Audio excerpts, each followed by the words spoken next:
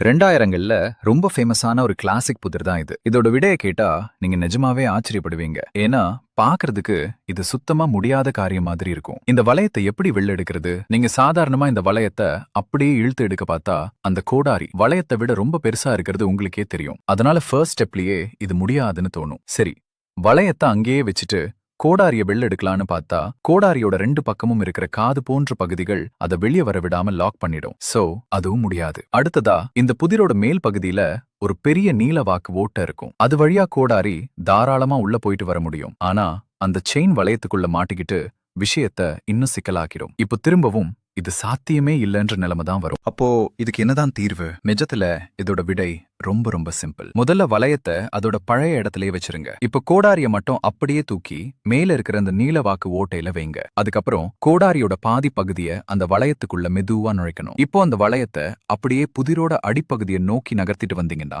கோடாரியும் வளையமும் சேர்ந்து புதிரோட பக்கவாட்டுக்கு வந்துடும். கடைசியா கோடாரிய மட்டும் அப்படியே மேல் ஓட்டைக்கு நகர்த்திட்டு வந்தா அவ்வளவுதான். வளையமும் கோடாரியும் டக்குன்னு தனியா கழண்டு கீழே விழுந்துடும். பார்க்க முடியாத மாதிரி இருந்த புதிர் இப்போ அசால்ட்டா சால்வ் ஆயிடுச்சு.